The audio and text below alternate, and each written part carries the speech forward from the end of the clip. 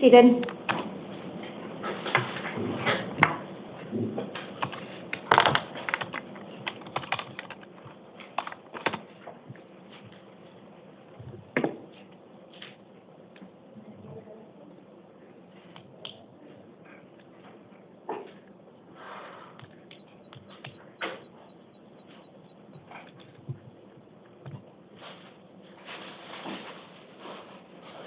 Good morning. This is the time set for the 5 a.m. calendar on June 17th, 2025. The court's orders for the taking of DNA and fingerprints that were given on the first calendar of this month will apply to all matters on this calendar. I'll call you each one at a time to the podium, and I'll provide a second name to sit in the chair outside of this room.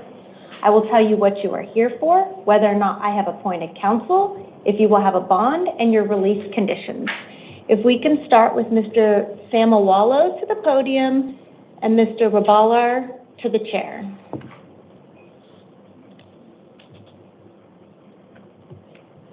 Good morning, sir. Could I get your name and date of birth? Morning. Cadmus Samawala, March 21st, 2005.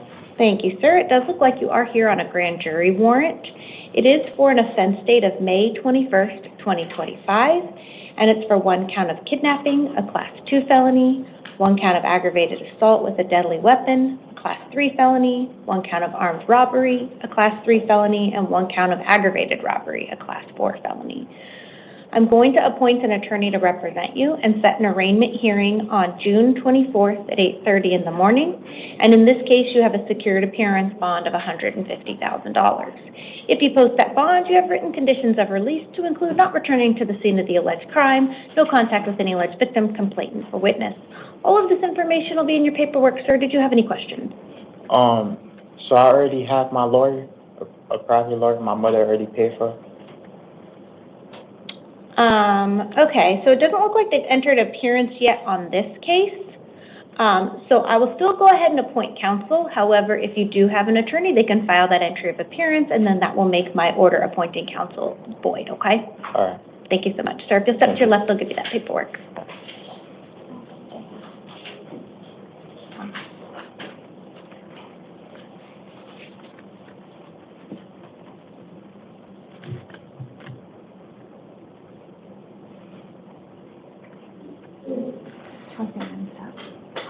Did you say you want me to move it up to where? Okay. Can I have Alano Rabalar to the podium and Pedro Alceda Vera to the chair? Good morning. Can I get your name and date of birth? Alano Rabalar, 6106. Thank you, sir. It does look like you are here on a grand jury warrant that was issued. It's for an offense date of May 30th, 2024. It does include 1 count of theft means of transportation, a Class 3 felony, 2 counts of aggravated assault on a first responder, a Class 5 felony, and 1 count of a minor carrying a firearm, a Class 6 felony. I am going to appoint an attorney to represent you. You're going to have an arraignment hearing June 24th at 8:30 in the morning, and you have a cash-only bond of $50,000.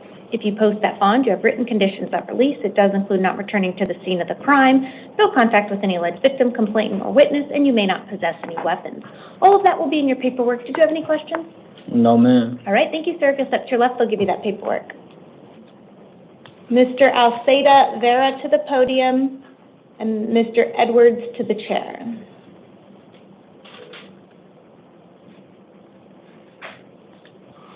Good morning, sir. Could I get your name and date of birth? Pedro Alceda Vera, January 17, 1977. Thank you, sir. And can I get the state's appearance? Yes, good morning, Your Honor. Ashley Stetson on behalf of the state. Thank you, ma'am. It does look like we have 2 cases on the calendar here this morning. The first one is a new Superior Court case. It does include 2 counts of possession of a weapon by a prohibited person, a Class 4 felony, 2 counts of taking the identity of another, a Class 4 felony, 1 count of dangerous drug possession, a Class 4 felony, and 1 count of false report to law enforcement, a Class 1 misdemeanor. And then your second case is a probation violation warrant that was issued with allegations of violating terms 6 and 7. Did the state want to put some information on the record as it relates to the new case? Yes, Your Honor. The allegation for the new offense are that the suspect was allegedly involved in a collision, which law enforcement did respond. during law enforcement's investigation, the suspect allegedly gave law enforcement the name of Jose Ricardo Fuentes. Upon running that name and date of birth, it came back to a $1.5 million warrant out of Los Angeles for shooting at an unoccupied structure, as well as other names. Your Honor, through further investigation and biometrics, it was learned that the suspect is not, in fact, Jose Ricardo Fuentes. He is Pedro Alcedo Vera. He did have a warrant out of Maricopa County for his probation violation. He does also have a United States Marshal Service warrant for illegal entry. And just for clarification, Your Honor, it is not a detainer. It is an actual criminal warrant from the United States Marshals for illegal entry that was confirmed through a NCIS hit.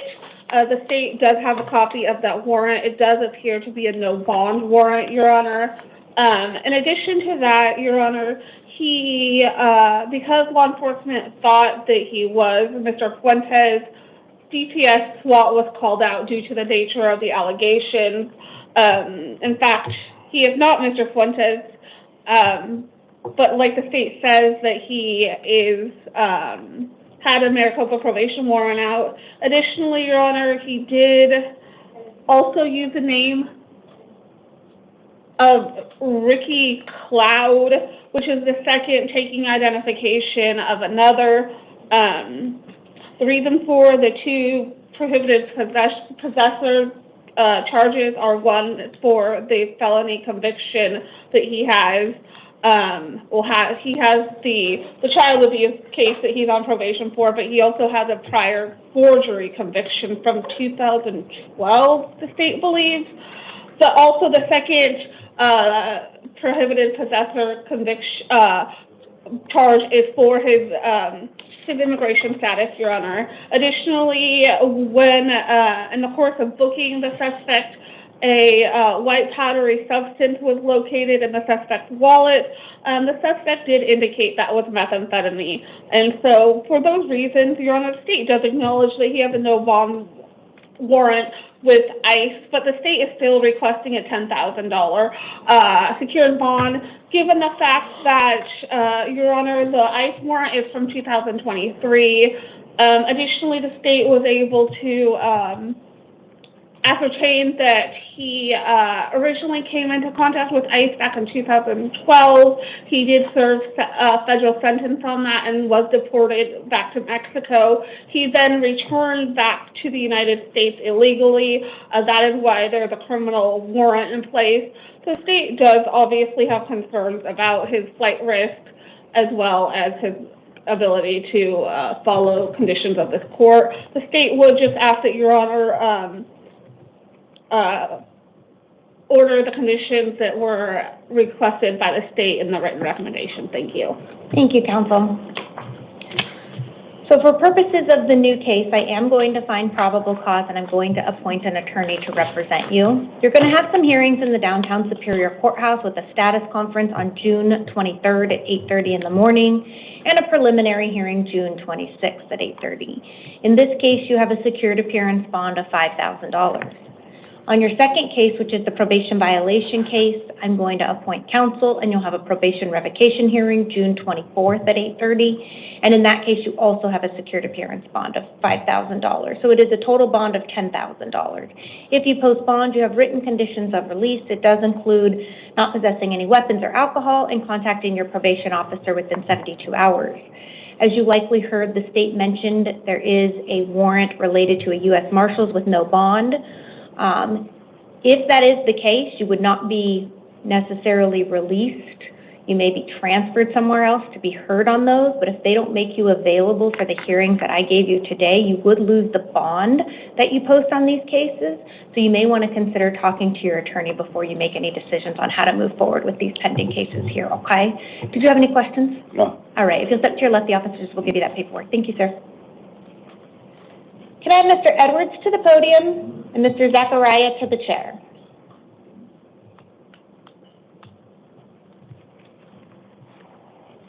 Good morning, sir. Can I get your name and date of birth? Jesse Edwards, 9/18/1990. Thank you, sir. It does look like we have 3 cases on the calendar here this morning.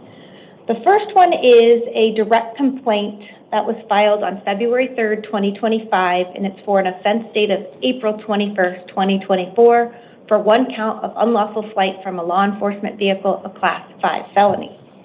The second case is a direct complaint filed June 20th, 2019, and that's for an offense date of February 15th, 2019, for 1 count of theft, control of property, a Class 6 felony. Those are both in the Maricopa County Superior Court.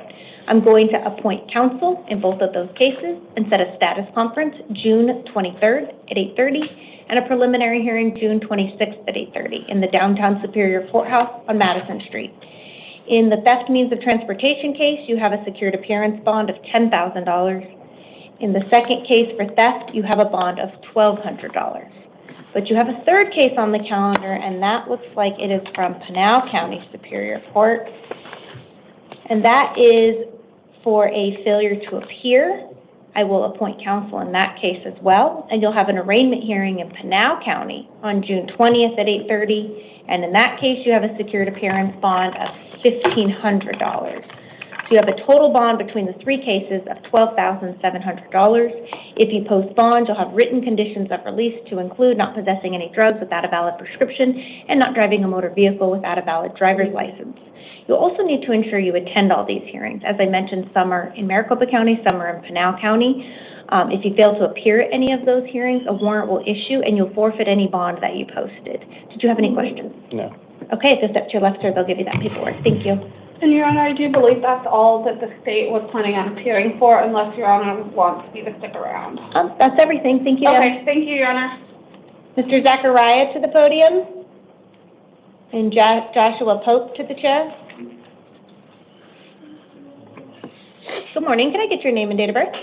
Kill Zachariah, 03/25/1991. Thank you, sir. It does look like you are here on a grand jury warrant that was issued for you. It has an offense date of July 19th, 2024, for 1 count of aggravated assault with a deadly weapon, a Class 3 felony.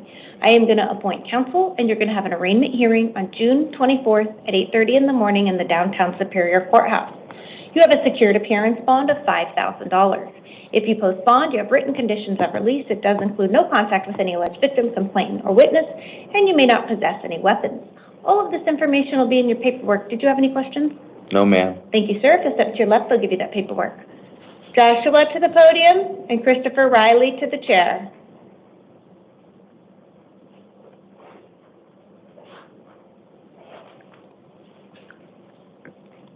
Good morning. Can I get your name and date of birth? Joshua Poppy, 11/12/1990. Thank you, sir. It does look like you have 2 cases on the calendar, and it looks like they're both failure to appear warrants that were issued for you.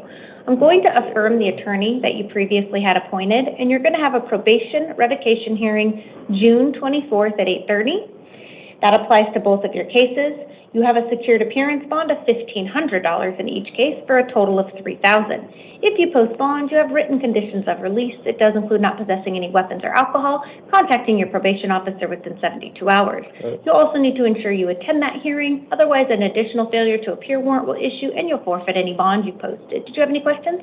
Yeah, Your Honor, I was actually there. It was on the 10th at 8:30 in the morning. Me, my service dog, my mom, my dad, and their service dog, we were actually present at that court hearing. The court hearing was set for a continuance for the 22nd of July at 8:30 in the morning. Like, I was at that appearance. I was there. It was in Phoenix. It was courtroom 2C. So the information that is in the file indicates that you did not appear at the hearing, and they have now set a hearing on August 12th for a forfeiture of the previous bond that you posted. I don't show anything indicating this July hearing that you mentioned, just the forfeiture. went to that one, not to the probation. So it's a third case? Okay. Let's take a look. So it sounds like you have a third case that's not on the calendar for a failure to appear, but let's take, is that the CR 154897? Okay.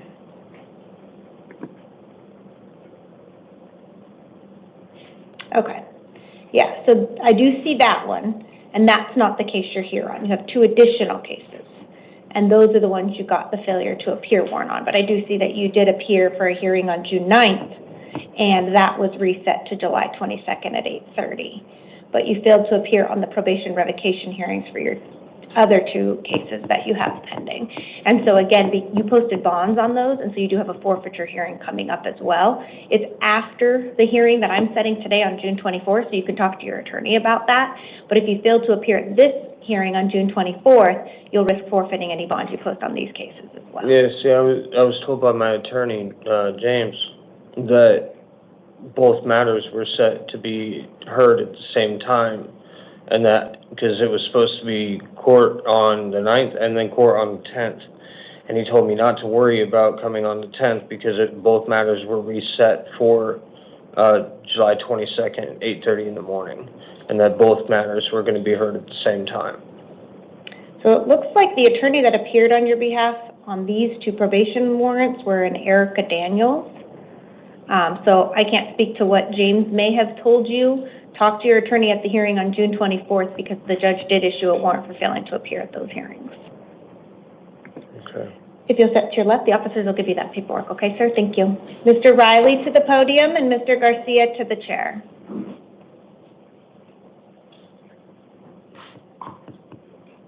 Hello, Your Honor. Good morning. Can I get your name and date of birth? Christopher Michael Riley, June 17, 1976. Thank you, sir. It does look like you are here on a failure to appear bench warrant that was issued for you. I am going to affirm the attorney that was previously appointed to represent you. Yes, ma'am. You will have a status conference June 23rd at 8:30 in the downtown Superior Courthouse on Madison Street. You have a secured appearance bond of $2,500. If you post that bond, you have written conditions of release. They're the same as previously issued. It does include not returning to the scene of any alleged crime, no contact with any alleged victim, complainant, or witness. You must obey the terms of any order of protection or order against harassment that is issued or will be issued in the future, and you are not to be within 1 mile of the victim's residence or the location of this offense. All of that will be in your paperwork. Did you have any questions? Yeah, I was on pretrial services before. I had a from July 2024, they pulled it up while I was on pretrial services out of Pinal. I got arrested on the 28th. I was going to make it to court on the 29th. I was on pretrial services. That's the only reason they arrested me on the 28th of last month, or the month before. But I was on pretrial services. Everything was fine. And then they arrested me out of Pinal. That's where I was at for disorderly conduct. They pulled it up. It was 2 weeks prior, and I had no idea. Even my probation officer, she didn't even know that there was even out of Pinal either.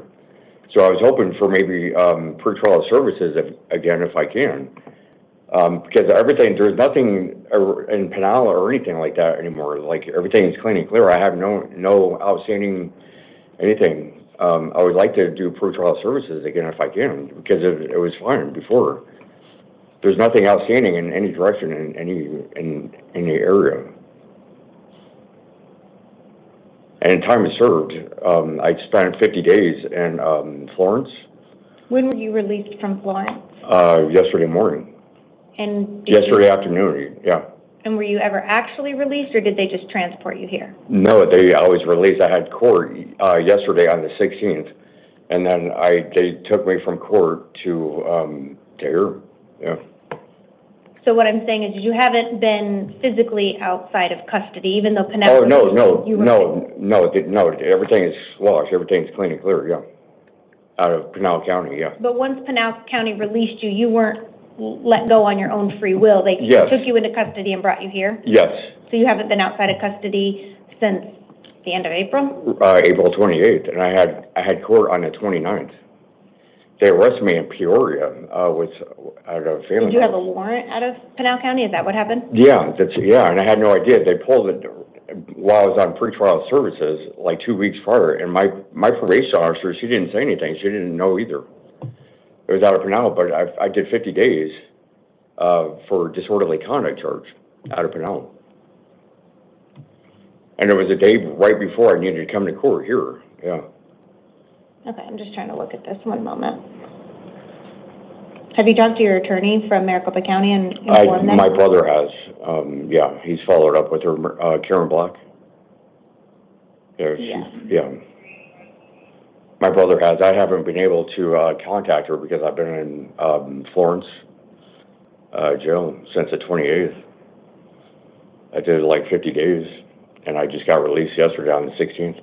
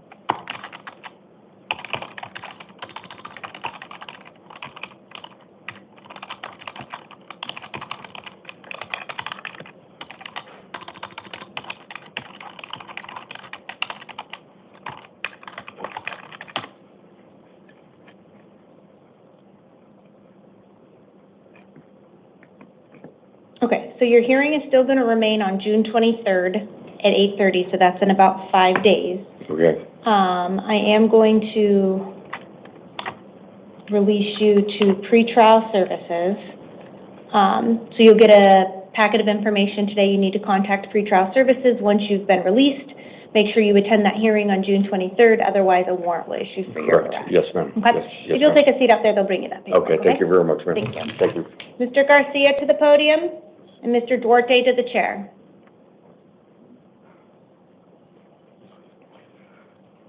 Eduardo Garcia, December 6, 1990. Thank you, sir. It does look like we are here on a new municipal court case. It does include 1 count of assault, a Class 1 misdemeanor. Probable cause has been found, and I'm appointing an attorney to represent you. You're going to have an arraignment hearing on June 25th at 1 p.m., and that will be in the Buckeye Municipal Court. You have a secured appearance bond of $2,500. If you post that bond, you have written conditions of release. It does include not returning to the scene of the alleged crime, no contact with any alleged victims, complainant, or witness. You also must obey the terms of any order of protection or order against harassment that may be issued against you. All of this information will be in your paperwork. Did you have any questions? Yeah, so the scene is where I live with my 2 kids, full time. She moved down in December or in November. I told her she had to leave, and then when I left to work for about like 2 weeks, she moved herself back in. And since then, I've been telling her she had to leave, she has to leave, she has to leave. So I really don't understand. I mean, we used to live on 63rd Avenue and Lower Buckeye, and I moved from that house to my parents' house to get away from all this, and she just followed it. Now it's trying to get her out of there. Well, I moved there because I have both my kids full time. Are they children in common? Sorry? Are they in common with this alleged victim? The 2 No. It's children? a different mom. She had moved into her sister's house, and then when I left for work for 2 weeks in Yuma, she moved herself in. Okay. Unfortunately, if she is living there right now at this time, you are not going to be able to return there because the alleged victim is residing there. If you need to take any necessary steps to do whatever you need to do to move back in, you can do that. Talk to your attorney at the hearing on June 25th to discuss your options. But as long as the alleged victim is living there, you're not able to return there. Okay. Okay? Anything further? No. Okay, so step to your left, sir. They'll give you that paperwork. All right, Thank you. Mr. Duarte to the podium and Mr. Aguilar to the chair.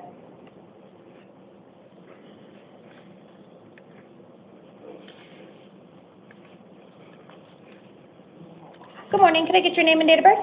Albert Galaviz, December 6, 83, Can you repeat your date of birth? 12/6/83. Thank you, sir. It does look like you are here on a new Superior Court case. It does include 1 count of possession of a weapon by a prohibited person, a Class 4 felony, 1 count of tampering with physical evidence, a Class 6 felony, and 1 count of theft, a Class 6 felony. Probable cause has been found, and I'm appointing an attorney to represent you. You're going to have a status conference June 23rd at 8:30 and a preliminary hearing June 26th at 8:30, both in the downtown Superior Courthouse. You have a secured appearance bond of $2,500. If you post bond, you have written conditions of release to include not possessing any weapons. You may not possess any drugs without a valid prescription or drive a motor vehicle without a valid driver's license. All of that will be in your paperwork. Did you have any questions? No. Okay, if you'll step to your left, they'll give you that paperwork. Thank you, sir. Mr. Aguilar to the podium and Mr. Harden to the chair.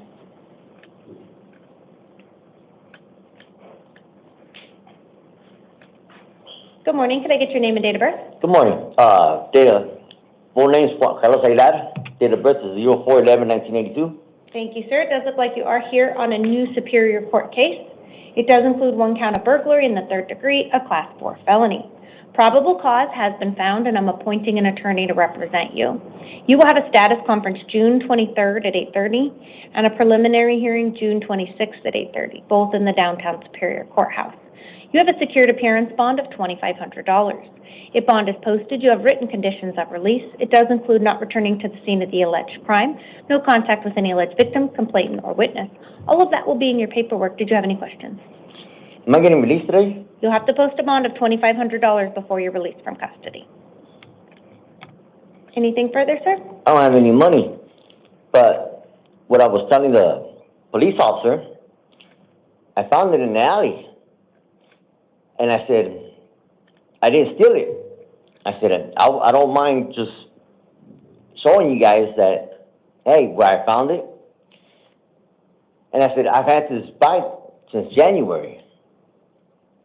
I said, they said that I stole it on June 6th.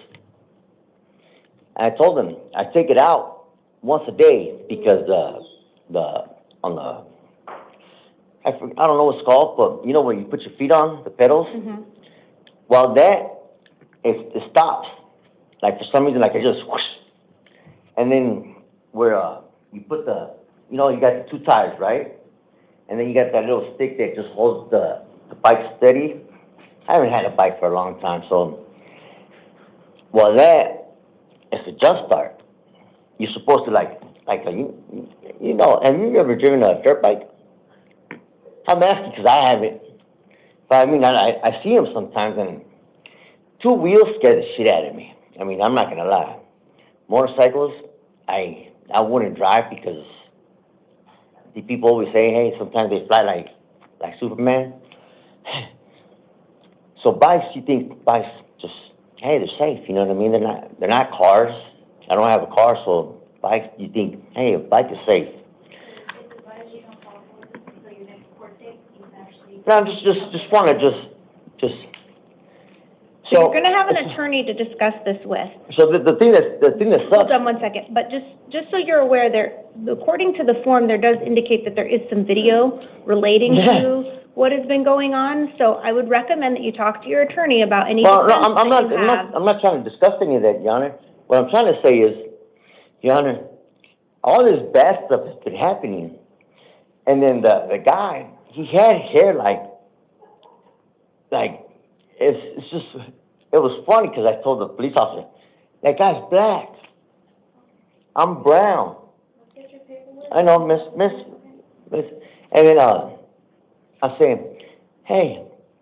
Sir, I'm not sure that is relevant for today's hearing, so I'm going to go ahead and have you take a step to your left and grab the paperwork from the officer, okay? Go ahead and relay any information as it relates to your defense to your attorney, okay? How can I drop the bond because I don't have any money? So the bond is going to remain if you don't post it when you speak to your attorney on June 23rd. If they feel like it's appropriate, they can make a motion to the court at that time. Well, see, right? if I got to wait all the way till then, And that just shows that I'm guilty, but I'm not guilty. That's not what it shows, but we're going to go ahead and end this hearing. If you could step to your left, you can talk to your attorney at the next hearing, okay? Thank you, sir. Mr. Harden to the podium and Mr. Alexander to the chair.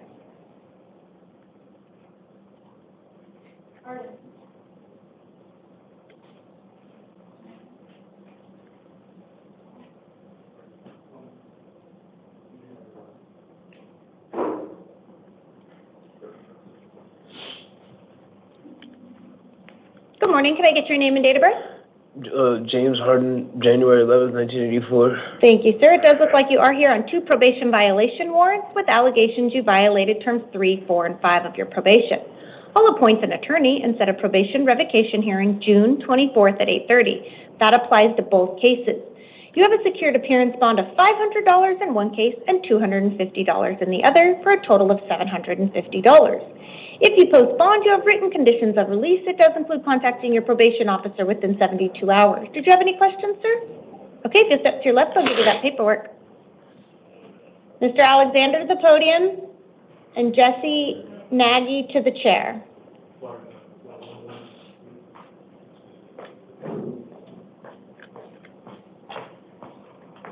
Good morning, can I get your name and date of birth? Hamilton Alexander, 11271. Thank you, sir. It does look like you are here on a probation violation warrant with allegations you violated terms 3, 4, 5, 7, and 15. I'm going to appoint an attorney to represent you, and you're going to have a probation revocation hearing June 24th at 8:30. You have a secured appearance bond of $250. If you post bond, you have written conditions of release. It does include not possessing any weapons or alcohol and contacting your probation officer within 24 hours. All of that will be in your paperwork, sir. Did you have any questions? No. Thank you. If you'll step to your left, they'll give you that paperwork.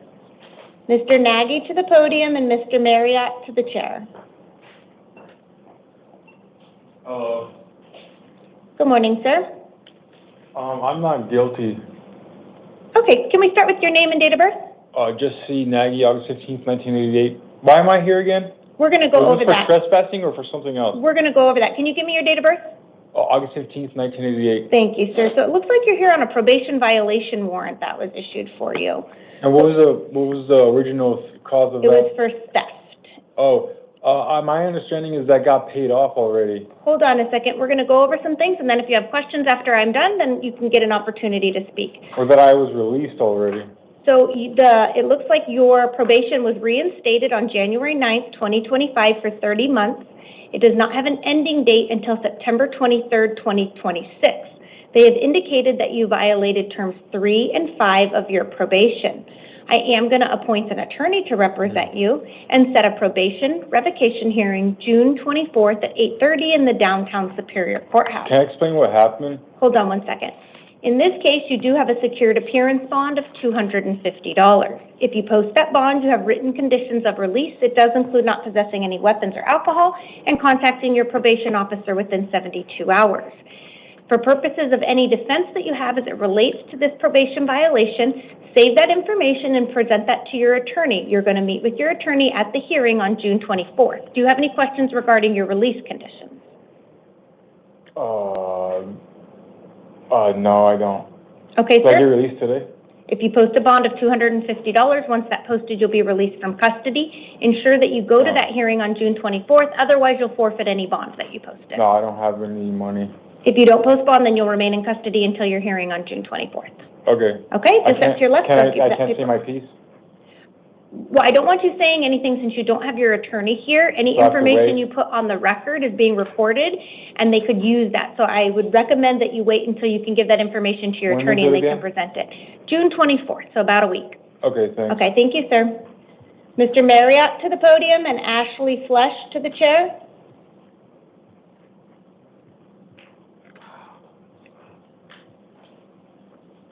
Good morning, sir. Could I get your name and date of birth? Daniel Joseph Marriott, 6/14/1992.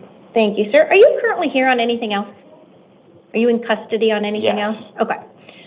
So it looks like you have a grand jury warrant that was issued for you. It's for an offense date of June 8th, 2025 for 1 count of unlawful flight from a law enforcement vehicle, a Class 5 felony. I'll appoint an attorney and you'll have an arraignment hearing June 24th at 8:30. In this case, you have a cash bond of $50. So this would be in addition to any other bond if you have any based on your other cases. If you do post that bond, you have written conditions of release that will include not possessing any weapons or alcohol and contacting your probation officer within 24 hours. Did you have any questions? Yes. Does it show anything out of Pinal County? I see a note that you're currently on probation, but I don't have access to their records, so it's unclear to me if there's any sort of So if I warrant. posted both bonds, because I got a $750 bond and the $50 bond that you just put on me, if I post both of those, would I be released? Let's see. That's if Pinal doesn't have any warrant. Again, my notes don't indicate that. It just simply says you're on probation. So if you don't, in fact, have a warrant from there, then yes, if you post those bonds, you'd be released. The officers may have more information as to whether or not there's any other courts that have any warrants out for you, but I don't see any at this point. Okay. Okay? Thanks. Thank you, sir. Ashley to the podium and Julia Mays to the chair.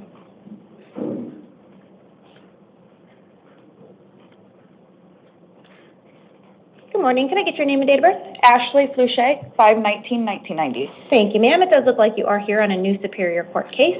It does include one count of hindering prosecution, a Class 5 felony. Probable cause has been found, and I'm appointing an attorney to represent you. You'll have a status conference July 2nd at 8:30 and a preliminary hearing July 7th at 8:30. Those are both in the downtown Superior Courthouse on Madison Street. I am releasing you today on your own recognizance. That is your promise to appear at those hearings. You have written conditions of release. It does include not possessing any drugs without a valid prescription and not driving a motor vehicle without a valid driver's license. You'll need to ensure you attend those hearings. If you fail to appear, a warrant will issue and you'll likely be held on bond at the next hearing. Did you have any questions, ma'am? No. Okay, thank you so much. If you'll step to your left, they'll give you that paperwork. Thank you. Miss Julia Mays to the podium and Fabian Moncado to the chair. Good morning. Can I get your name and date of birth? Julia Mays, 03/19/1995. Thank you, ma'am. It does look like you are here on a warrant. It looks like it relates to a failure to pay some fees or comply with some court orders related to a DUI from 2016. Due to the nature of your charges, you're not entitled to court-appointed counsel. You will have an arraignment hearing in the Highland Justice Court on July 3rd at 9 a.m. I am releasing you today on your own recognizance. That is your promise to appear. You have written conditions of release to include not possessing any drugs without a valid prescription, and you may not drive a motor vehicle without a valid driver's license.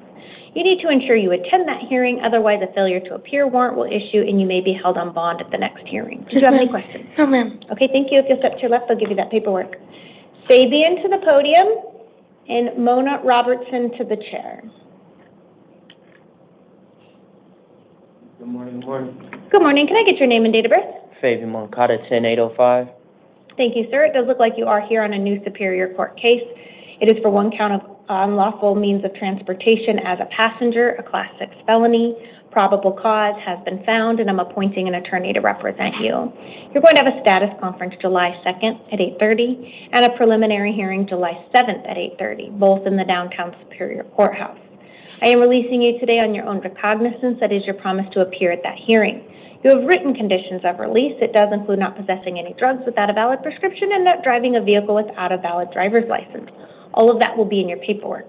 You need to ensure you attend those hearings. If you fail to appear, a warrant will issue and you'll be held on bond at the next hearing. Did you have any questions? What's today's date? Today is June 17th and your hearing's July 2nd, so it's a couple weeks away. Yes, ma'am. Thank you so much. Appreciate Thank you, sir. If you'll step to your left, they'll give you that paperwork. Ms. Robertson to the podium and Mr. Wilson to the chair.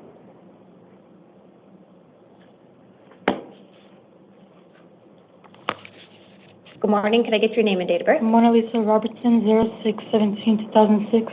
Thank you, ma'am. It does look like you are here on a new municipal court case. It does include one count of shoplifting, a Class 1 misdemeanor, and one count of shoplifting and concealing the goods, a Class 1 misdemeanor. Probable cause has been found. However, due to the nature of your charges, you're not entitled to court-appointed counsel. You can hire an attorney at your own expense if you would like to. You're going to have an arraignment hearing on July 2nd at 1 p.m. in the Goodyear Municipal Court. I'm releasing you today on your own recognizance. That is your promise to appear at that hearing. You have written conditions of release that will include not returning to the scene of the alleged crime, no contact with any alleged victim, complainant, or witness. You need to ensure you attend that hearing on July 2nd. If you fail to appear, a warrant will issue and you'll likely be held on bond at a future hearing. Did you have any questions, ma'am? No, thank you. Okay, if you step to your left, they'll give you that paperwork. Mr. Wilson to the podium.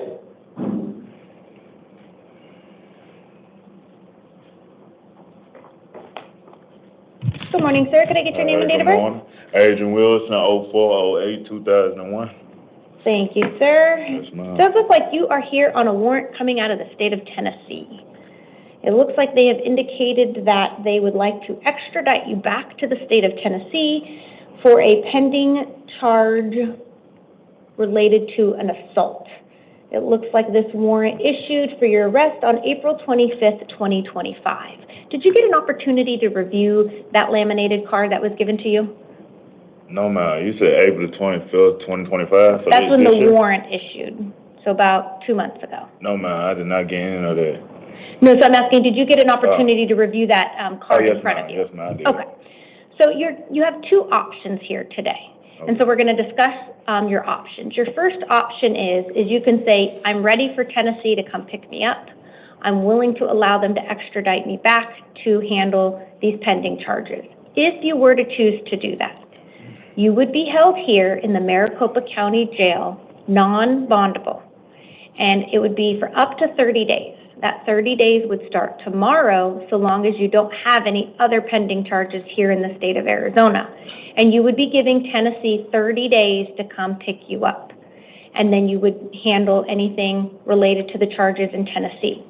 Or in the alternative, you have the right to demand that the governor of both Arizona and Tennessee sign an order requiring you to be extradited back to Tennessee before that takes place. If you choose to do that, I would set a hearing here in Maricopa County on June 30th at 1:30 p.m. That hearing would be civil in nature, so you would not be entitled to court-appointed counsel, but you could hire an attorney for that hearing. And you would have right to a bond. You'd have a secured appearance bond of $50,000. If you posted that bond, you'd be released from custody while these hearings are pending. However, if you fail to appear at that hearing on June 30th, you would have a warrant here in Maricopa County, you'd still have your warrant in Tennessee, and you'd forfeit any bonds you posted. So you would need to make sure that you attend these hearings, otherwise you'd now have two pending cases. Do you know what option you would like to do here today? To be real, I'm only being real right now. I think the second option would probably be the best, but at the end of the day, I'm not sure, because I don't got a lawyer or anything to talk to. I feel like I had considered into the warrant that Tennessee gave me, and I ain't say come back to the court. They just said, concede, you cannot be around her 500 meters and all that. That's why I came out here in AV. I didn't know I was on the run. Now that I know all that, it's just like I don't know. I don't know how to explain, but I probably... And so if you're not ready to make that decision, I completely understand. We could set that hearing on June 30th at 1:30, and then at that hearing, if you changed your mind and say, you know what, I do want to move forward with, go ahead and allow Tennessee to pick me up, they'll give you that option again on June 30th. So it would give you an opportunity if you want to talk to an attorney before you make that decision. We can do that, set a bond here today and set that hearing. Otherwise, if you choose to waive your right, you would have no bond, you'd have no future hearings here, and you would be waiting in jail for Tennessee to pick you up. Those are the two choices you have. I set the hearing. You want to set the hearing? Yes, okay. So we'll go ahead and do that. You're going to have a hearing on June 30th at 1:30 in the downtown Superior Courthouse on 201 West Jefferson. You have a secured appearance bond of $50,000. If you post bond, you'll have written conditions of release. It does include not possessing any drugs without a valid prescription and not driving a motor vehicle without a valid driver's license. And then again, just make sure you attend that hearing. If you don't, a warrant will issue here, Tennessee warrant will be valid, and you'd lose any bonds you posted, okay? Yes, any questions? Nah. Okay, if you'll take a seat out there, we'll get that paperwork printed for you. Thank you, sir. Appreciate it.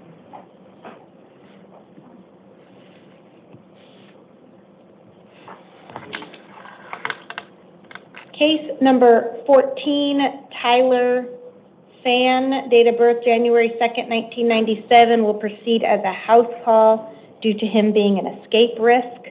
He is here on a justice court warrant for one count of criminal trespass in the 3rd degree. I am going to appoint an attorney and set an arraignment hearing on June 20th at 8:30 in the Agua Fria Justice Court. and I'm setting a secured appearance bond of $50. If bond is posted, he'll have written conditions of release he needs to comply with, and he'll need to ensure he attends that hearing. If anything changes, I will update the written record.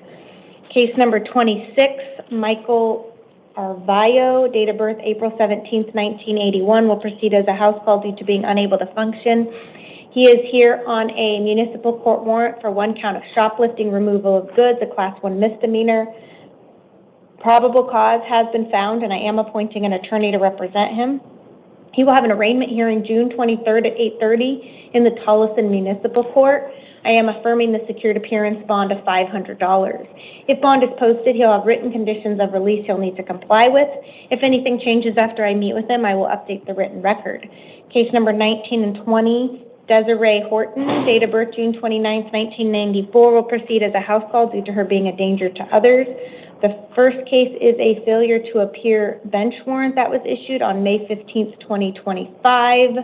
And the second one is also a failure to appear warrant issued May 15th, 2025. I will affirm the attorney previously appointed to represent her. Conference June 24th at 8:30. That will apply to both cases. She has a secured appearance bond of $1,700 in each case for a total of $3,400. If that bond is posted, she will have written conditions of release she needs to comply with. It does include not returning to the scene of any alleged crime.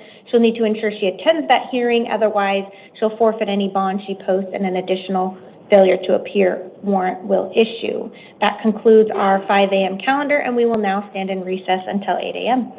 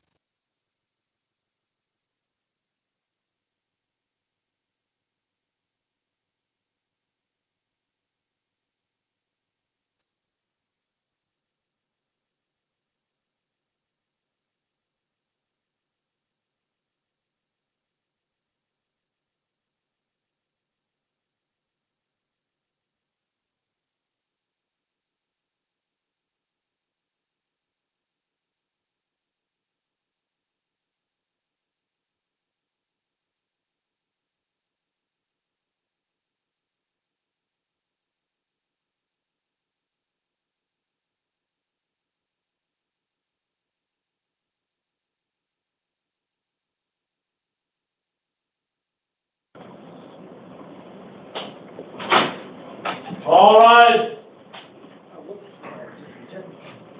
Gotta get this one down. All right, thank you. Please be seated.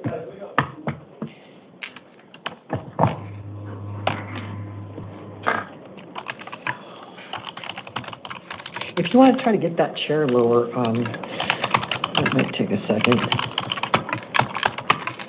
I'm gonna have to get on and hop. Well, don't roll down the hill. Here, come over here. That would be dangerous. There's another chair over here. Is there, if we can't make that one work?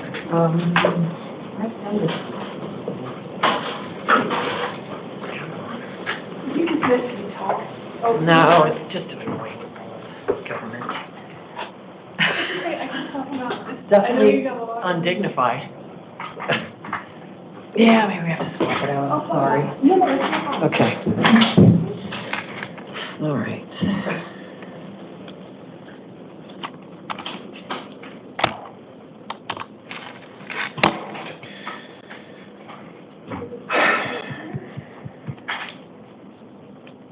Do we have any interpreter cases?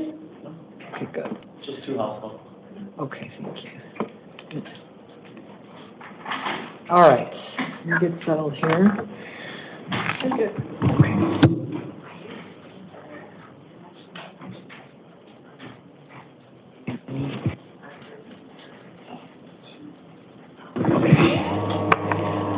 All right, this is the 11 a.m. initial appearance calendar for June 17th, 2025. The court's orders for the taking of DNA and fingerprint samples made on the first calendar of the month will also apply to these hearings. We're going to start with Mr. Garcia. Joseph Garcia, if you please come all the way to the podium, you're going to be first.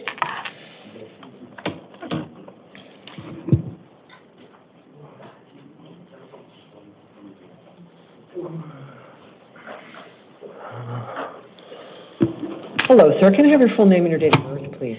Joseph Manny Garcia, 0406-1983. Okay, thank you. Mr. Garcia, you are here on 2 things, a new case and a warrant in an older case.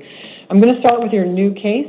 You have been booked in on new charges of possessing narcotic drugs. That's a Class 4 felony, drug paraphernalia, a Class 6 felony, and criminal trespass as a Class 2 misdemeanor. I am appointing a lawyer for you in this case. It'll be the same person that you have for your other case in which there was a warrant issued for your arrest. In that case, which is number 23 on our calendar, you've already been charged with narcotic drug possession, a Class 4 felony, and drug paraphernalia possession, a Class 6 felony. This warrant issued on December 27th of 2023 after you failed to appear at a status conference. So you will have the same lawyer for both cases, and I believe I can give you the same next court date for both. That's going to be June 23rd for a status conference, which is this coming Monday, June 23rd at 8:30 in the morning. You'll have a preliminary hearing in both cases, June 26th at 8:30. Those will be in the downtown Superior Court. Now, in the new case only, the one from yesterday, you're going to have a third hearing. It's called a bail eligibility hearing. It's going to be June 24th at 1:30 in the afternoon. The reason you need a bail eligibility hearing in the new case is because you are not eligible for bail today. You will be held without bond because there's probable cause, a new felony, while you have any pending felony case. So I cannot give you bond today. You may be found eligible for bond in a week, which is the 24th of June, but you're not eligible today in the new case. In the older case, I'm just affirming the bond that issued when you missed that court hearing. That is $500 with conditions. Don't try to post that bond, though, if you're still being held without bond in the new case. You step to your left, the officer's going to have your paperwork for you in both matters. Good luck, sir. Sure, you can step to your left, Mr. Garcia. Mr. Guerrero Navarrete, will you please come to the podium? Mr. Guerrero. I don't. Jesus Guerrero Navarrete. Right, February 5th, 2001. February 5th? February 5th, 2001. Oh, okay, we've got your date, or sorry, your birthday slightly wrong. Okay, February 5, 2001. All right, sir, you are here on a new case. Just one second.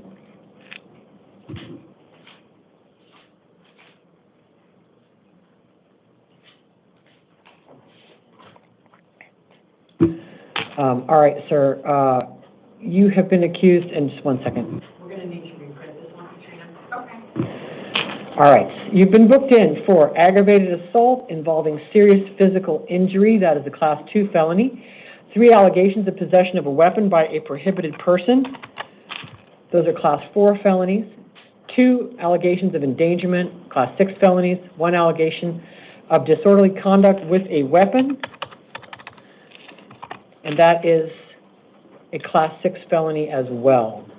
Hold on. All right, there is probable cause for all of those, and I am appointing a lawyer to represent you in this case.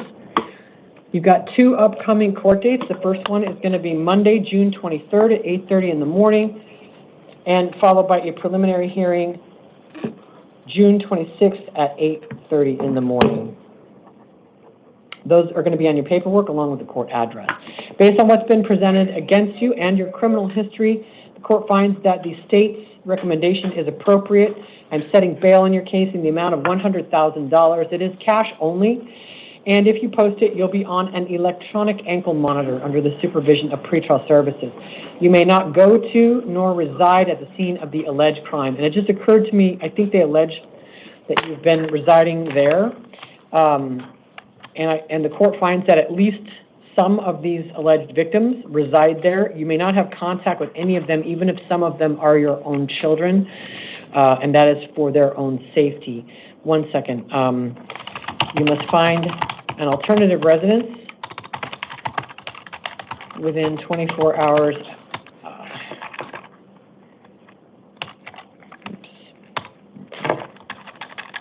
And provide proof to pretrial services within 24 hours of physical release from jail. And a civil standby is permitted to collect belongings.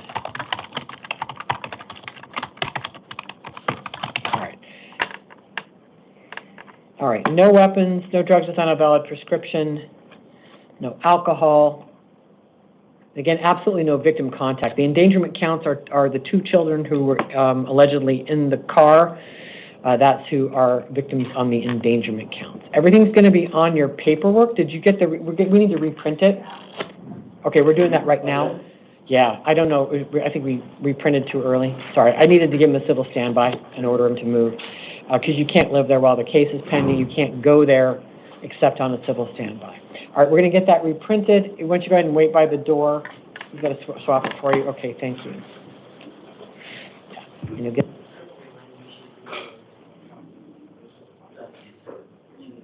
all right, where's Nathan Dunson, please? Nathan Dunson. After that, Xavier Norris. Will you go to the chair?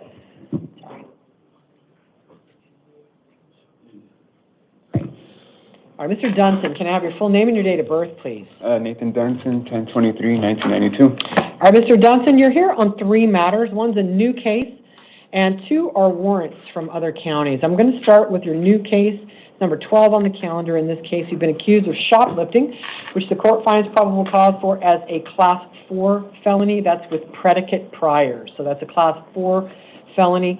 And they also accused you of resisting arrest, a Class 6 felony. For purposes of this hearing only, the court did not find probable cause on the felony resisting. I would have found probable cause on misdemeanor resisting, but they didn't book you for that. So I do find probable cause again for the shoplifting as a Class 4 felony.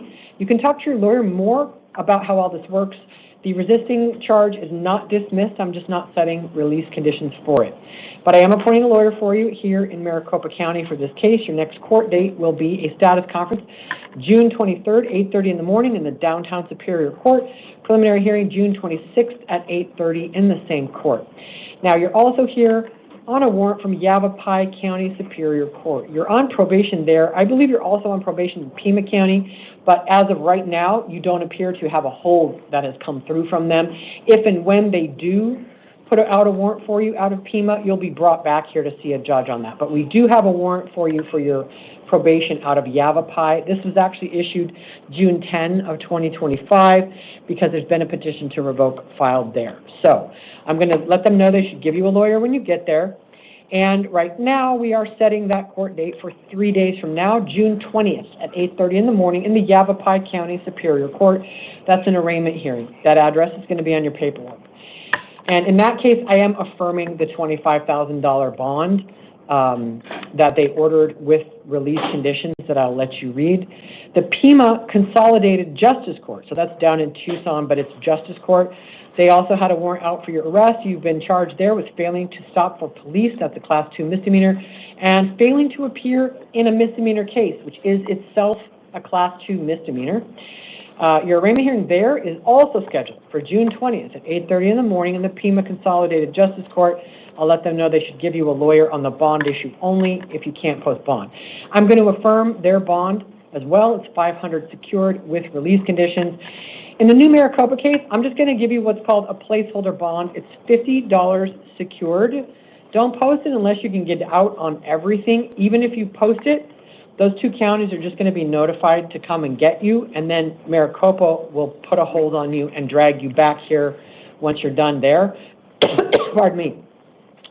And if you did bond out on everything, so your total bond is $25,550, you need to get on the phone to the Pima Justice Court and get your court date moved. Because right now I've given you that same court date for both counties. Obviously you can't be in two places at once. If you do post bond, it's up to you to get a court date moved, get that justice court date moved. If you don't post bond, then those counties are basically in line to come and get you when you're done in Maricopa. I don't know if you've been through this before, but as long as you don't post the $50 in the Maricopa case, it's not your problem. Those sheriffs will come and get you once you're done in Maricopa. Okay. Talk to your lawyer about any questions that you may have on that. He has your paperwork for everything. Thank you. All right, Mr. Nerys. After that, Mr. Vargas, we go to the chair.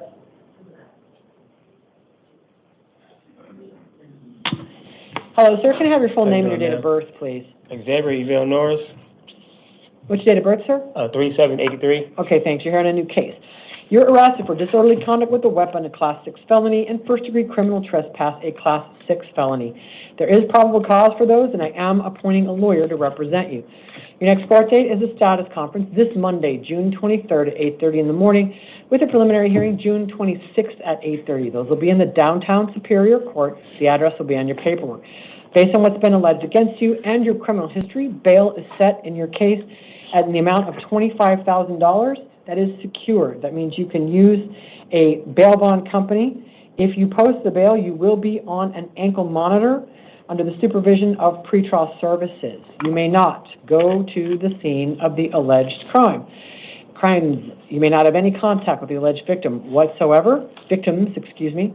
You may not possess any weapons, no drugs on a valid prescription, no alcohol, obey any order of protection that's been served on you. Everything is on your paperwork. If you step to your left, he'll give you a copy. Thank you. Mr. Vargas. And after that, we're going to do Mr. Gage's case, and I think that's who we have counsel for. So Mr. Vargas to the podium. Mr. Gage's case will be next. Vargas. Got my camera. Be on camera. I like to make sure the clerk's not in it, and preferably the flags are. Just on there. I also don't like it here because then you're looking. All right, sir. Can I have your full name and your date of birth? Eduardo Vargas, July 15, 1992. All right, thank you. You are here on a new case. You were arrested for possession of a weapon by a prohibited person and narcotic drug possession. Those are both Class 4 felonies. Carrying a weapon during the commission of any felony, a Class 6 felony, and failure to admit the carrying of a deadly weapon in a vehicle when asked by a police officer, which is a Class 1 misdemeanor. There is probable cause for all of those, and I am appointing a lawyer for you. You have two upcoming court dates.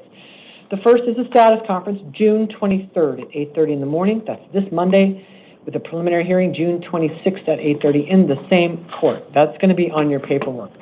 And based on what's been alleged against you, hang on, I just looked at the county attorney's recommendation.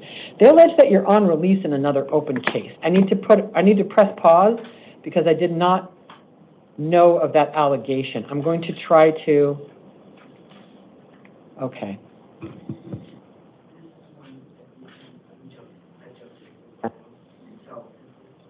All right, so Mr. Vargas, it does look like you are on release in another case. Let me just trail it down. And so it looks like in 2025, 110957,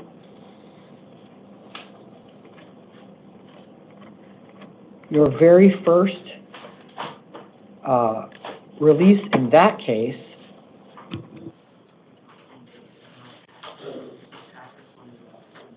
was March 8th of this year.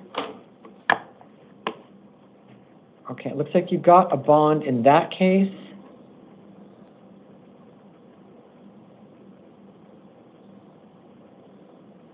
And that you posted some amount of bond in that case. Okay. All right, so based on this, there is probable cause for these new felonies, and you have a pending felony case.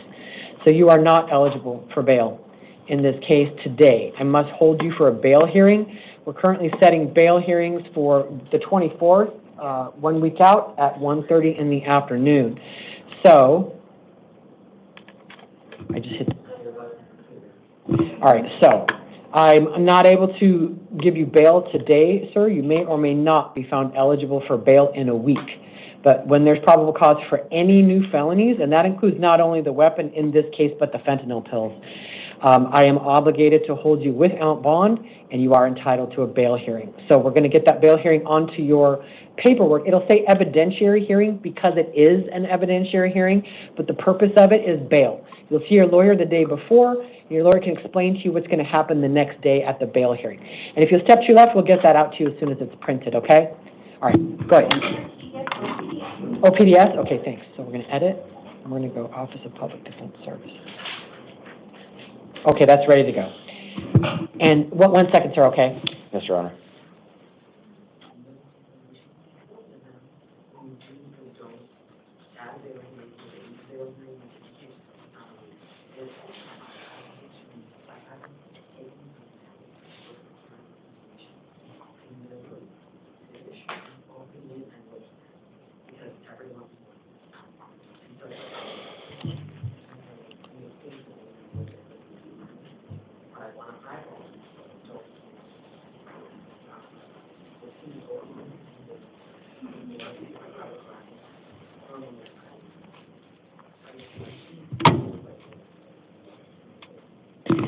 Okay, apologies. You are Mr. Gage, and then let's get Aiden Chalmers to the chair. And I'm going to get my camera on. Ms. Peters, are you here? Wait, what's your name? You're here for Mr. Gage, right?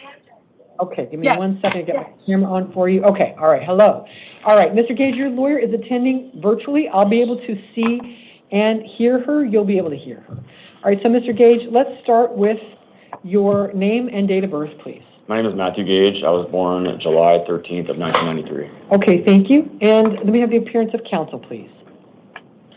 Good morning, Your Honor. Shannon Peters on behalf of the defendant, Matthew Gage. He is present in custody. All right, thank you. Mr. Gage, you are here on a warrant from the Verde Valley Justice Court. And counsel, this was a page 2.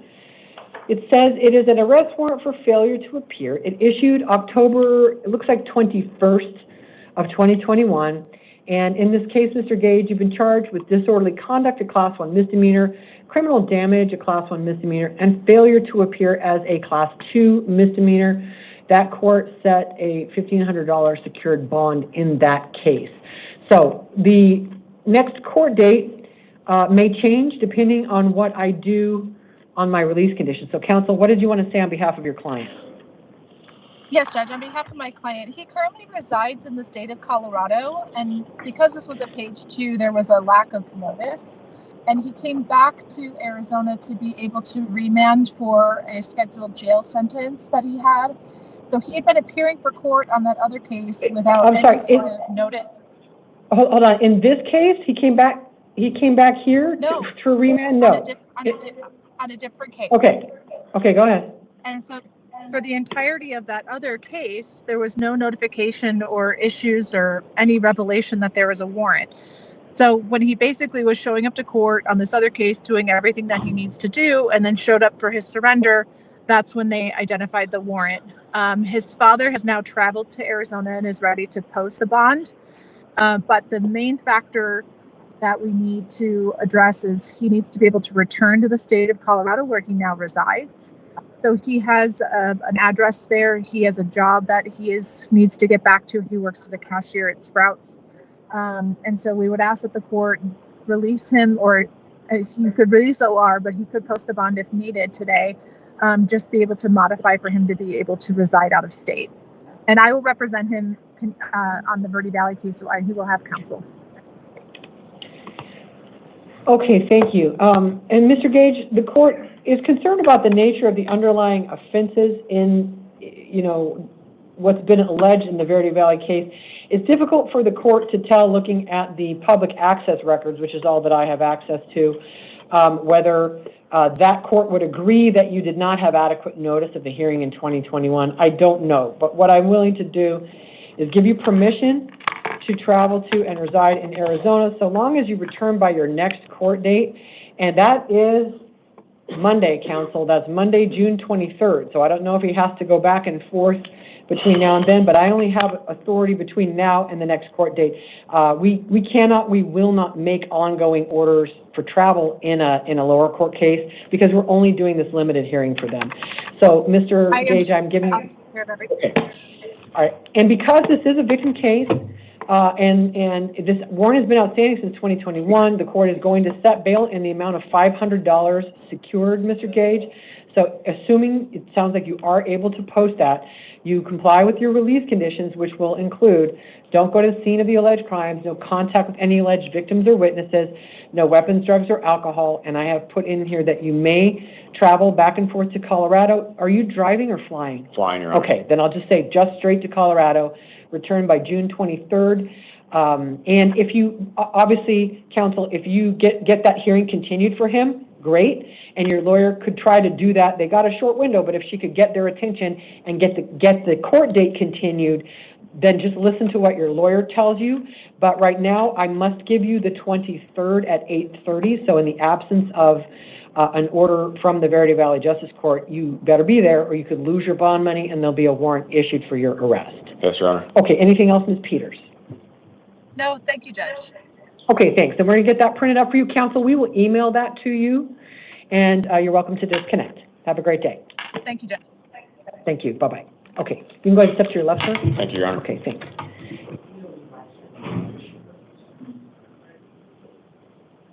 All right, Mr. Chalmers, Aiden Chalmers, and then Maria Martinez, will you go to the chair? Hello, sir. Can I have your full name and your date of birth, please? Aiden Chalmers, 6/26/2003. Okay, thanks. You're here on a new case.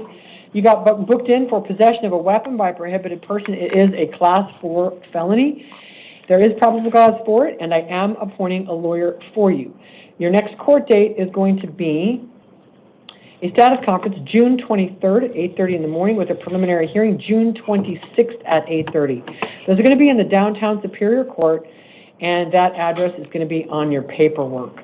And in this case, bond is set at $2,500 secured. I will note the county attorney recommended a $35,000 bail for you, which might surprise you, Mr. Chalmers, but I do think that is generally because they are taking an aggressive stance in these prosecutions. I tell you that, Mr. Chalmers, in order to encourage you to comply with your release conditions. You are presumed innocent in this case, and you have the right to go to trial. That being said, if you are convicted, and if you have that many prior convictions, you are looking at a presumptive sentence of 10 years in prison. So, you need to comply with your conditions. You need to go to court, meet with your lawyer. I did give you a lawyer. You are entitled to defend against this case. But if you post a bond and that is not enough to get you to go to court, you will lose your bond money. There will be a warrant issued for your arrest. And one of the main things we consider when setting bond on warrants is a person's priors. So you should not expect the bond ever to be as low as $2,500 again if you miss a court date, okay? All right, if you step to your left, you get your paperwork. Ms. Chalmers, I'm sorry, you're Mr. Chalmers. Mrs. Martinez. And then Jenny Sampson, will you go to the chair?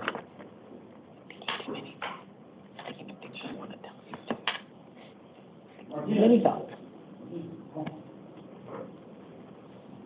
After Martinez will be Jenny Sampson. Hello, ma'am. Can I have your full name and date of birth, please? Irene Martinez. Irene Ariana Martinez, July 7th, 1980. You don't look like the same lady in my photo. Are you Maria Martinez? No, Irene. Oh, okay, wrong Martinez. You can go ahead and have a seat, ma'am. I'm going to call you up in a minute. Sorry. I need Maria Martinez.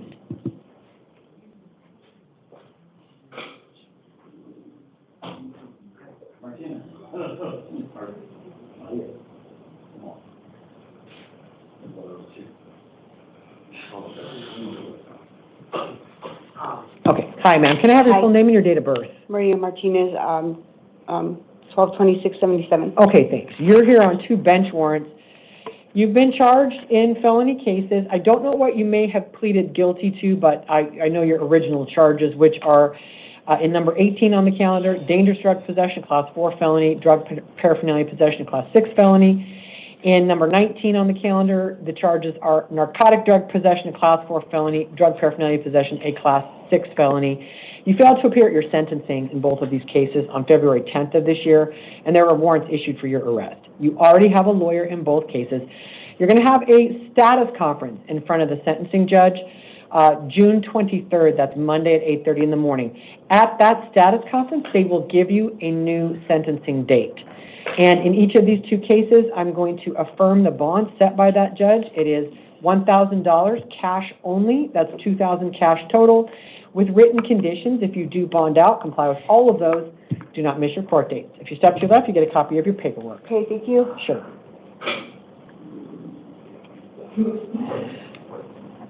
Okay, and Jenny Sampson, if you come forward. After that, Victor Saldana, will you go to the chair, please?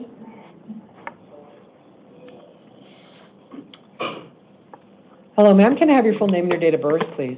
Jenny Lynn Sampson, April 21st, 1984. All right, thank you. You are also here on 2 warrants. Looks like you had a sentencing and disposition hearing going on the same date in 2 different cases. The number 24 on the calendar, you've been charged with narcotic drug possession, class 4 felony, and number 25 on the calendar, you are on felony probation. That court date was August, looks like 6th, could be 8th, 2023. It was your sentencing and disposition. You were not there, and warrants issued for your arrest. You already have a lawyer in both cases. You're going to have a status conference in front of the sentencing court this Monday, June 23rd at 8:30 in the morning. That's in the downtown Superior Court. The address is on your paperwork.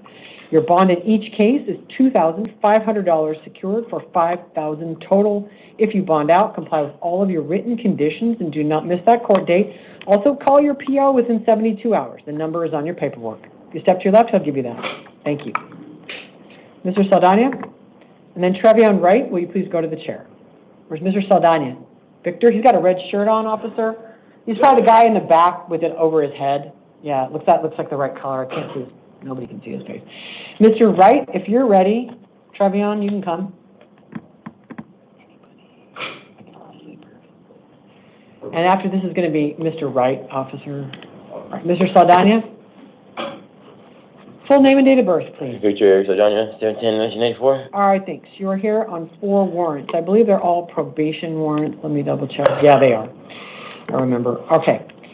You're on felony probation in 4 separate cases. On or about March 5th, there were petitions to revoke filed against you in all 4 cases. Those petitions allege that you violated terms 3 and 5.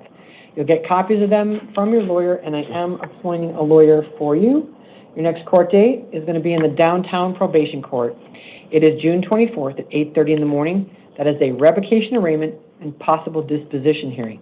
The court address will be on your paperwork, and I'm just going to affirm the bonds set in each of these 4 cases by the probation judge. In numbers 30 and 31 on the calendar, it is $1,000 secured per case.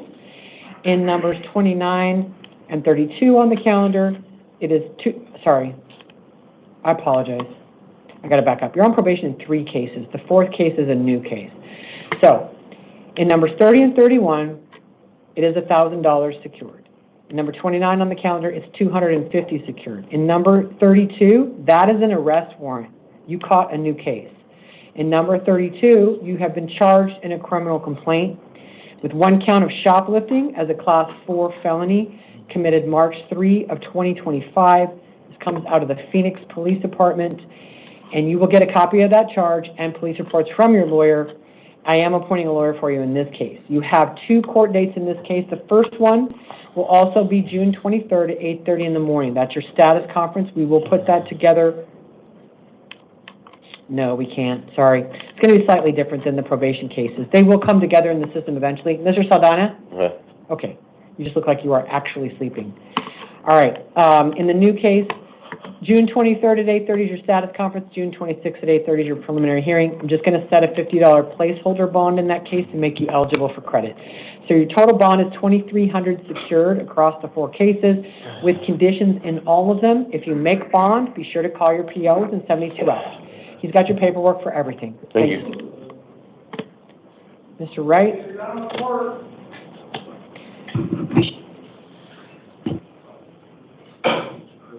Cases like I do. That's because you got to hold it all in your head. And you need to start case card top to bottom. And if $50 to $25,000, doesn't matter. Doing this is just such a habit, Jesus. Good.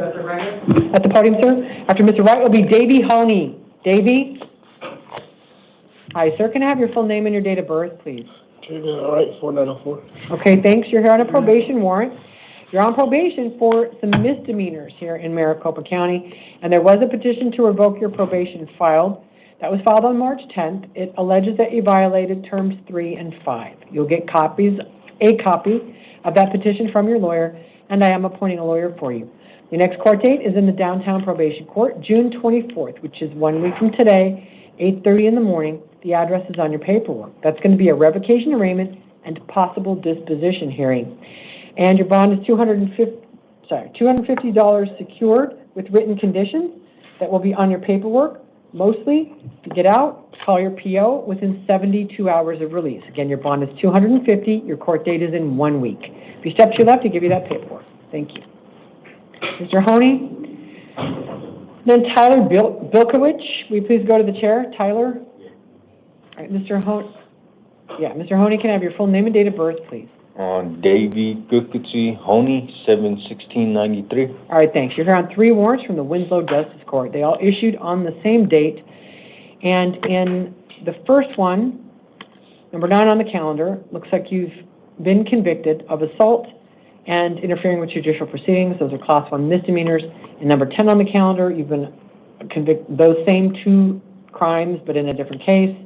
Number 11 on the calendar is 2 counts of interfering with judicial proceedings by disobeying a court order. All these warrants issued on the same date, May 19th of this year.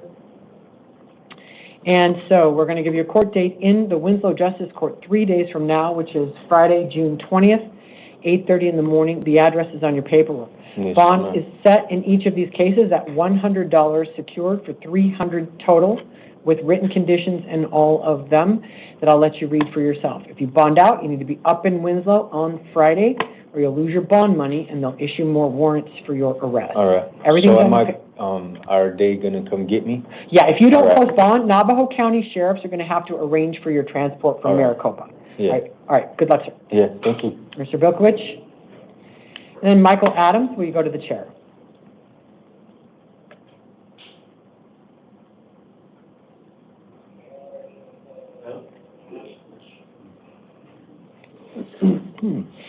Hello, sir. Can I have your full name and your date of birth, please? Tyler Bilkowicz, 3499. All right, thank you. You are here on 2 probation warrants. You're on probation in 2 different felony cases, and there were petitions to revoke your probation filed on May 30th of this year.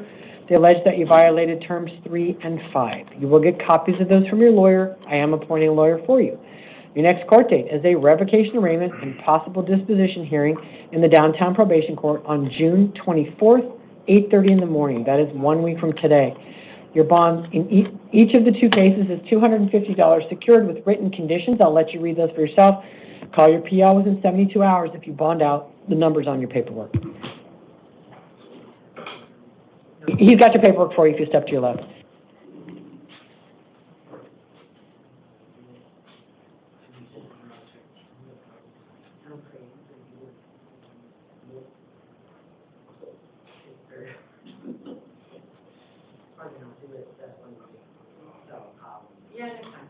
Better. I need Michael Adams, please.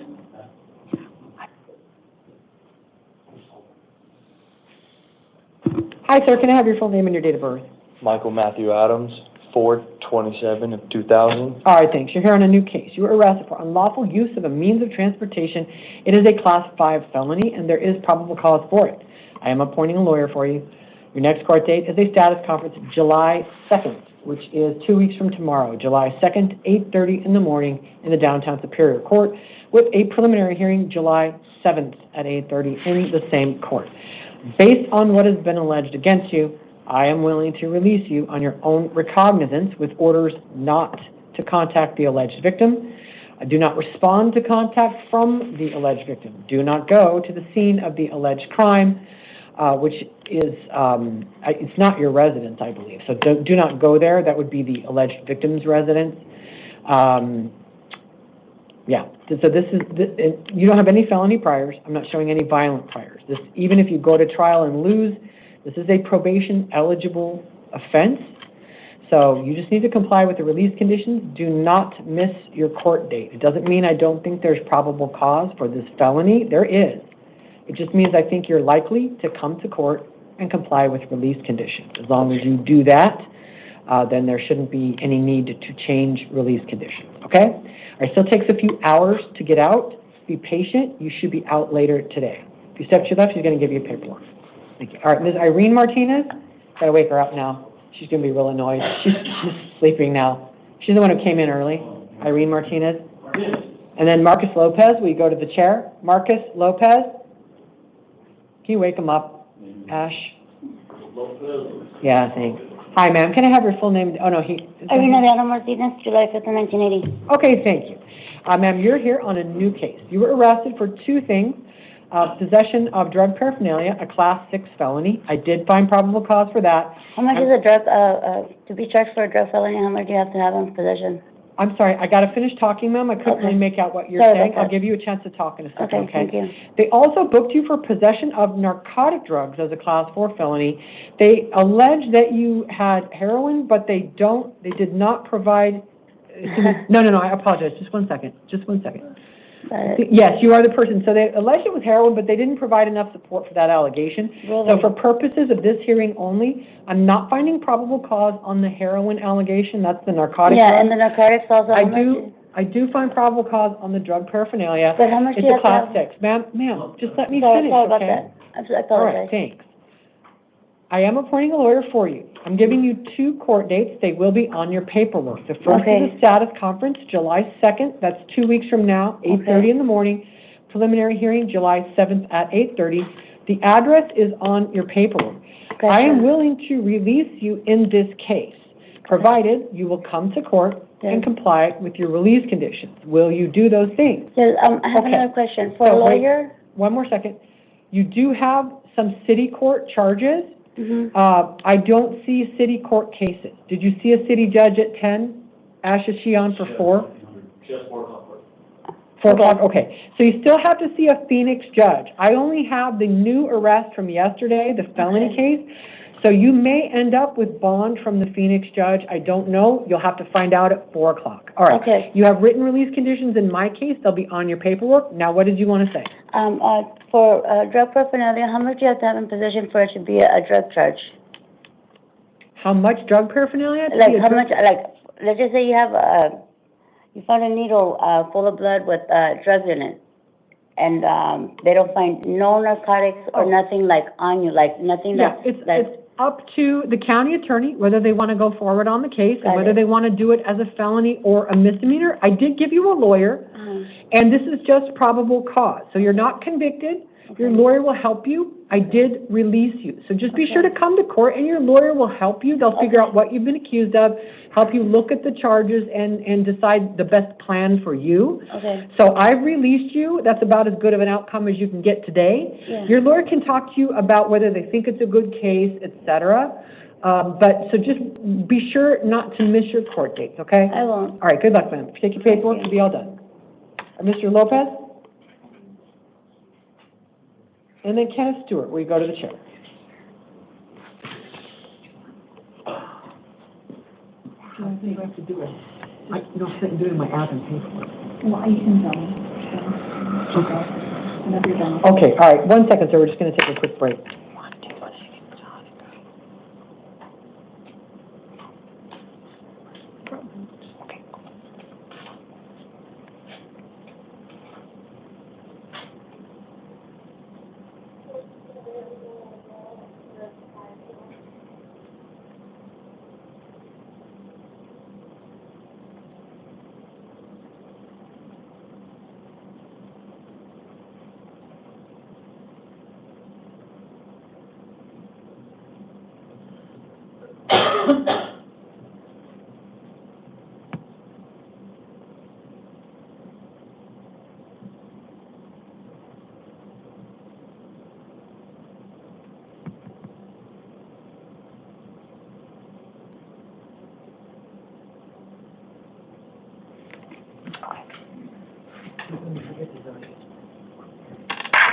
All righty, and you're Mr. Lopez? Yes, ma'am. All right, sir, thanks for your patience. Can I have your full name and date of birth, please? Marcus Lopez, 120906. All right, thanks. You're here on a new case. You were arrested for failing to admit, or I'm sorry, no, for carrying a concealed weapon under the age of 21. That's a Class 3 misdemeanor. There is probable cause for it. Your arraignment hearing is going to be July 1st at 2 in the afternoon. That is 2 weeks from today in the Buckeye City Court. I'm not appointing a lawyer for you because we don't appoint lawyers in this type of misdemeanor case. What you have is the right to hire a lawyer at your own expense or to represent yourself. So July 1st, 2 p.m., I am releasing you on your own recognizance. I am not aware of any prior criminal or juvenile history. You may have some, but I am not aware of it. So I'm releasing you. Do not possess any weapons while the case is pending. No drugs without a valid prescription. No alcohol. You're under 18. Everything else, I'm sorry, you're under 21. Everything else is on your paperwork. If you'll step to your left, he's got a copy for you. You should be released later today. Thank you, Judge. Good luck, sir. Mr. Stewart? And then Angel Acosta, we go to the chair.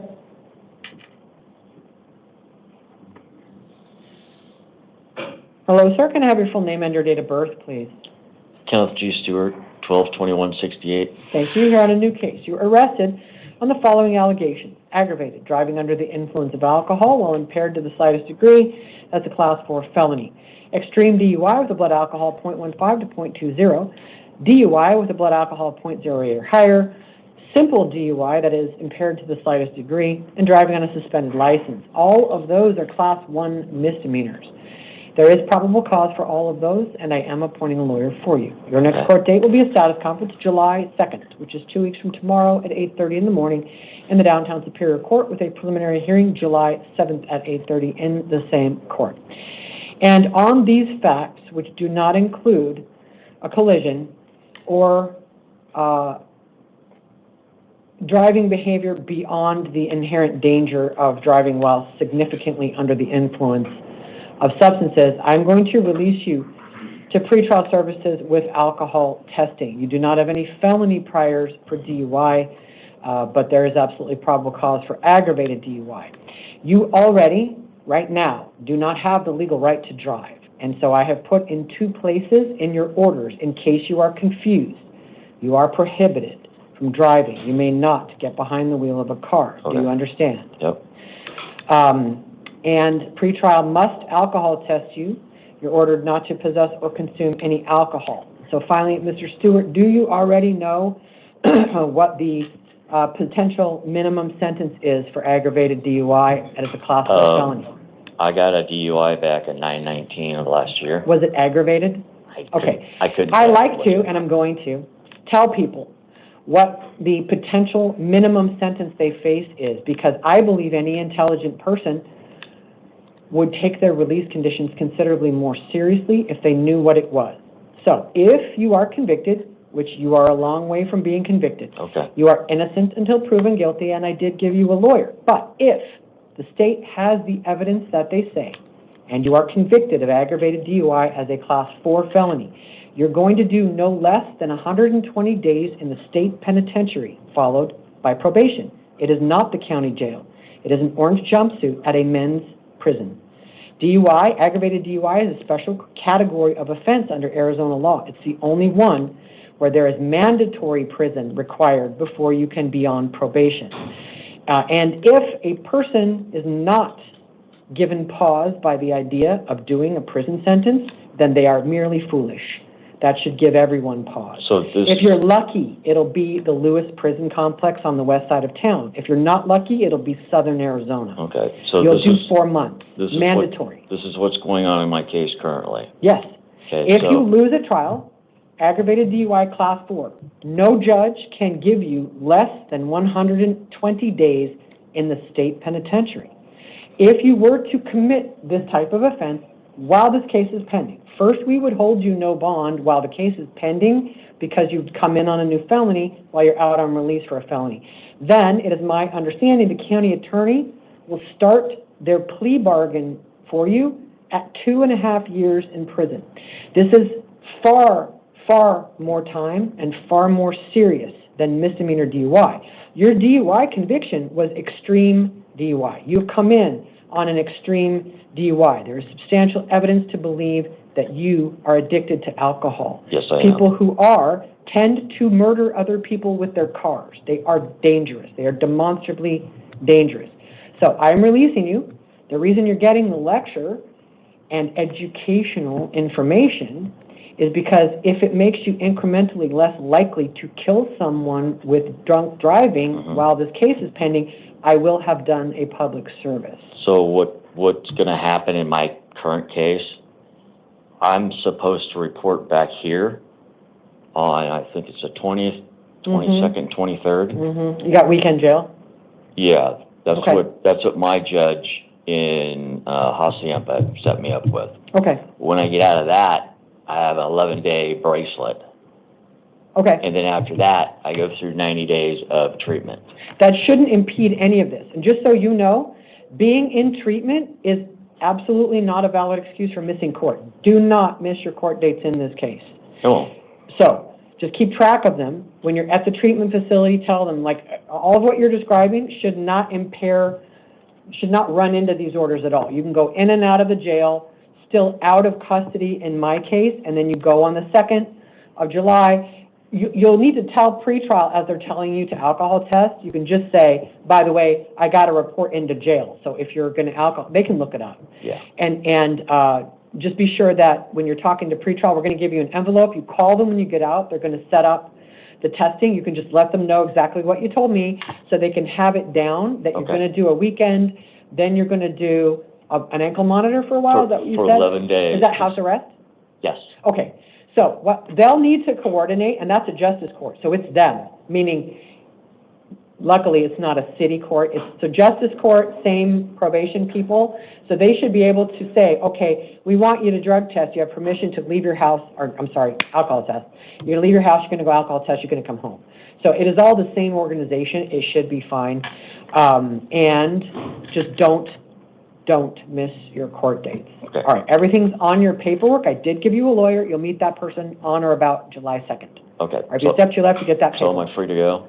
You are under pretrial services release, but that is a form of release. We're releasing you today. You call them after you get out. Let them know everything about your other case so that they can make sure that's all working. Don't miss your court date. Okay. All right. Thank you. Thank you.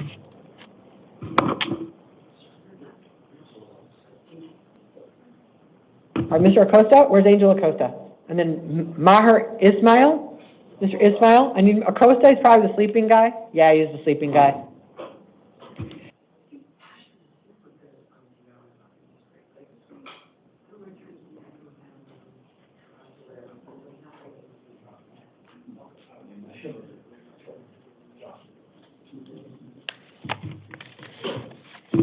Hi, Mr. Acosta. Can I have your full name and date of birth, please?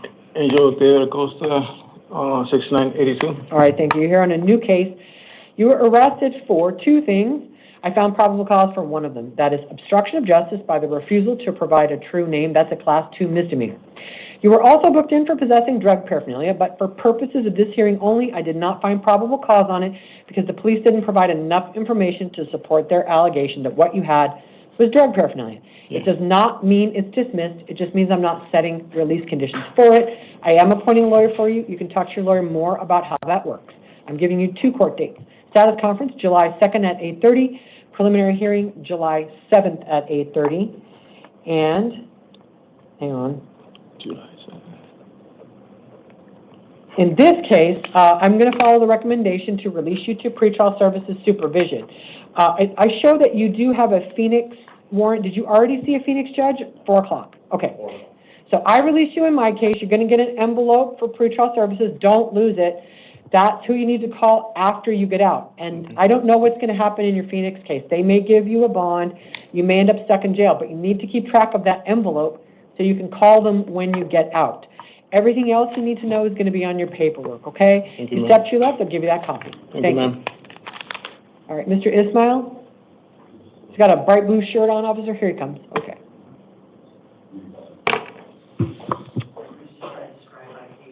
Face and do not do reading. Hi, sir. Can I have your full name and date of birth? Mayor Ismail, December 18th, 1997. Okay, thanks. You're here on a warrant in a pending criminal case. You've been charged with possessing both narcotic and dangerous drugs, Class 4 felonies. There was a status conference back on April 11th, so about 2 months ago, and you were not there. A warrant was issued for your arrest. You've already had a lawyer appointed. Your next court date is going to be a status conference July 2nd at 8:30 in the downtown Superior Court with a preliminary hearing July 7th at 8:30. That address is going to be on your paperwork. And Mr. Ismail, I saved you for last for a reason, because I'm going to give you a do-over. You're the only person who missed a felony court date who's getting a do-over, so I saved you for last. Here's why. You have a felony prior, but it's pretty old. This is your first failure to appear, and you did not try to avoid arrest on this warrant. You surrendered peacefully, and you came.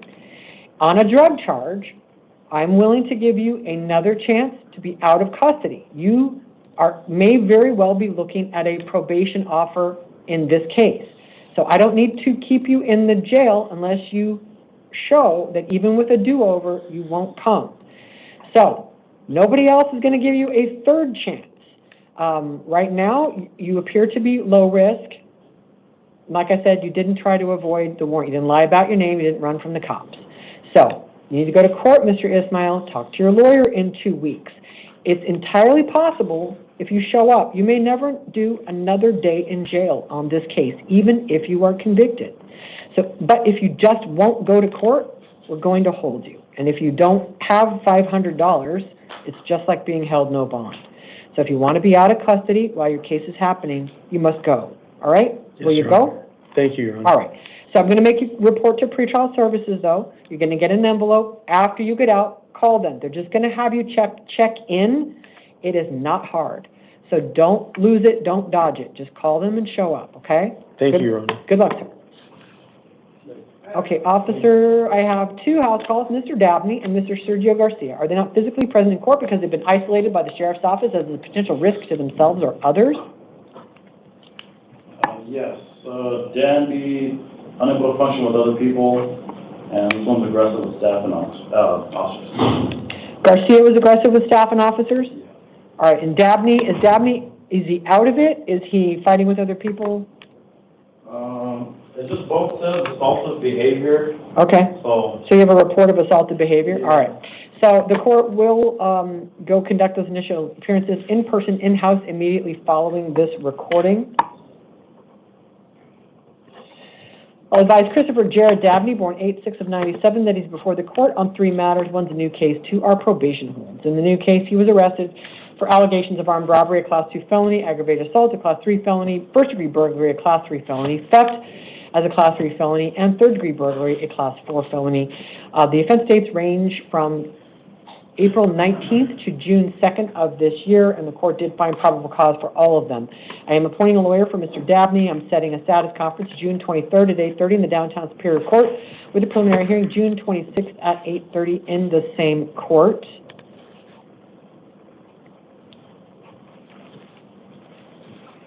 And in this case, the court is setting bail in the amount of $100,000 secured. That is my inclination.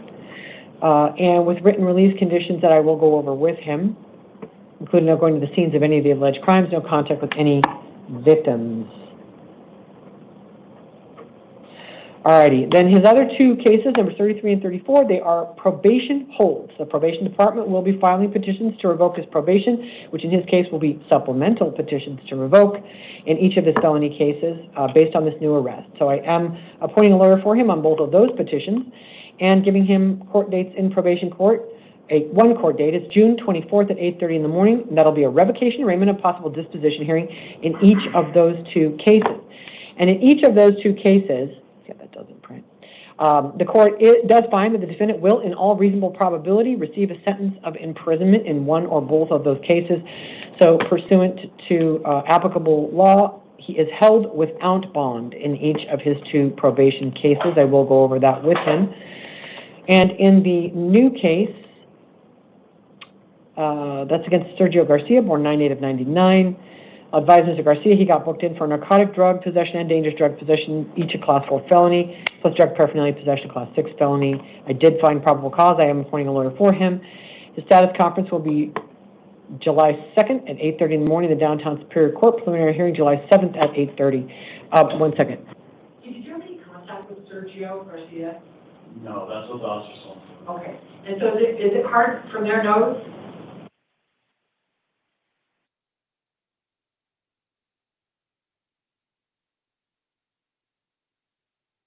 Okay.